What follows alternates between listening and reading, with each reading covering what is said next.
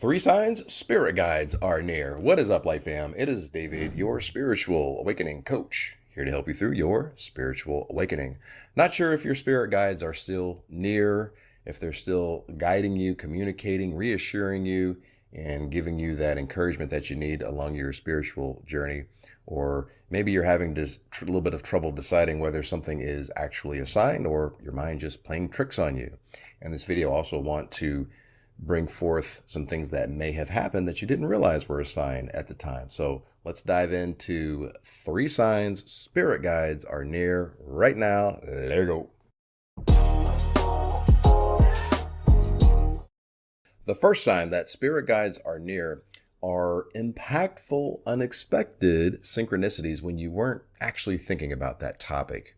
And I want to emphasize that last part, when you weren't thinking about that topic. Sometimes it's hard to discern between what is an actual sign and what is just the brain pointing out what is predominantly on your mind. Science has proven that the brain is hardwired to pick out what you believe to be important and ignore the rest. Evolution has designed the brain to do this as a survival mechanism, also as a way to process information faster by ignoring what is not a threat to survival or what is deemed unimportant.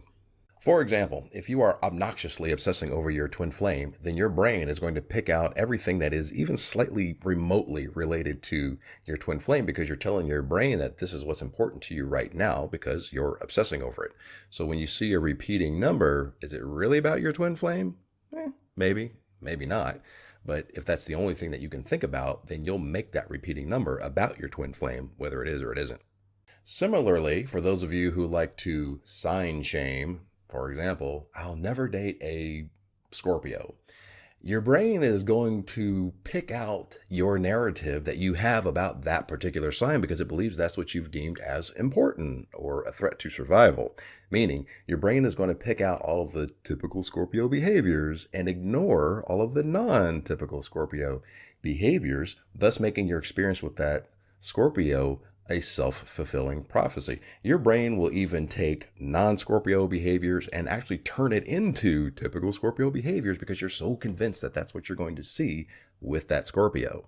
However, when you're centered in the present moment in a state of neutrality in the observer mind and you're not obsessing over a particular topic or allowing your story to paint a fear-based narrative, which is just going to get reflected back to you, then it becomes much easier to discern between what is an actual sign and what is just your brain's standard method of operation. For example, if you say, oh, wow, I briefly asked that question in meditation yesterday and completely forgot about it until I got this sign. Or, oh, wow, I've been so distracted with everything going on in life, I completely forgot about that situation until I just got this serendipity.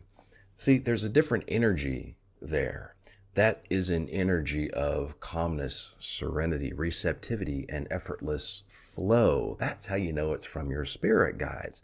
Notice that the energy of anxiousness and scarcity and fear is not accompanying what you think is a sign, all of which are hallmarks of the ego.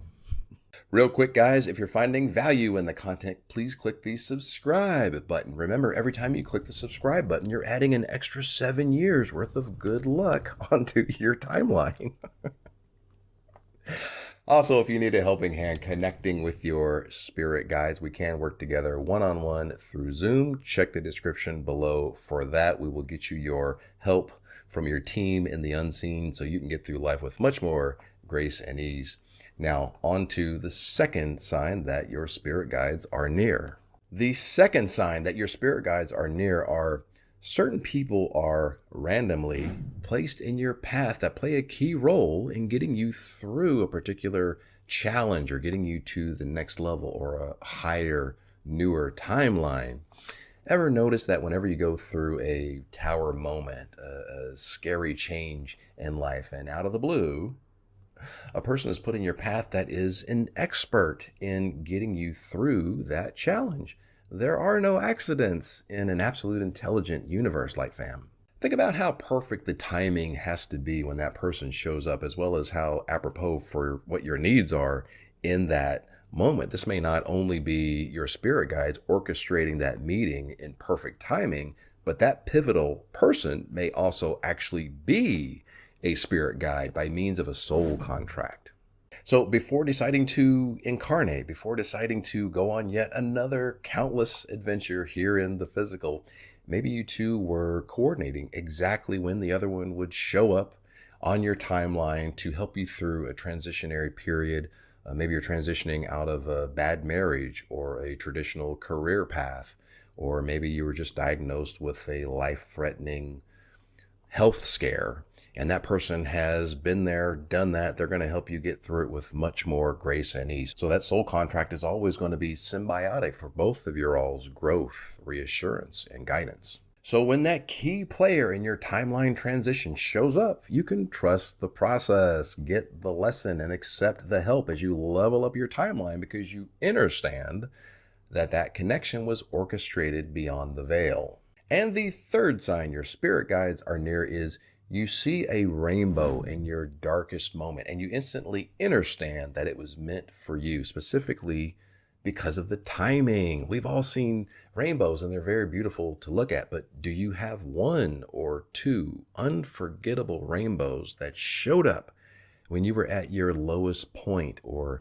in a deep moment of pain or grieving?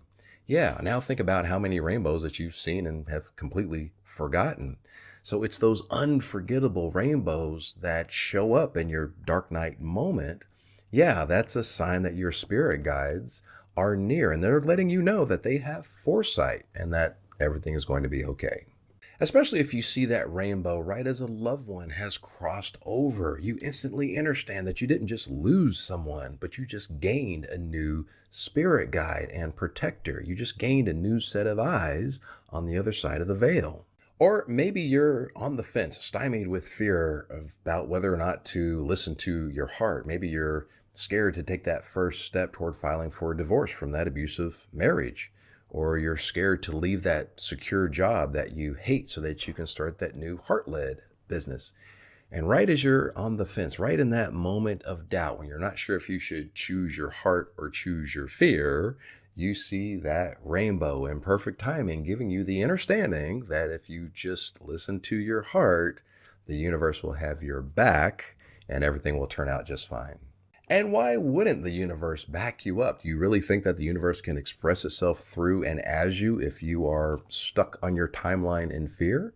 Or can it express itself through and as you if you're moving forward in life, open to the possibilities and leveling up on your timeline? And seeing the end of the rainbow is especially rare. It's a sign from your spirit guides that you will be rewarded with that pot of gold at the end of the rainbow if you just keep putting one foot in front of the other. Maybe that pot of gold is a return to inner peace. Maybe it's renewed harmony with a loved one. Maybe it's a new sacred soul relationship or a new business or career. Or maybe it's just your greatest version stepping up on your timeline and living life on your own terms, maybe for the first time ever, but only if you follow your heart and move forward in spite of fear. Remember, Light Fam, on the other side of fear is freedom. I love you guys. Namaste.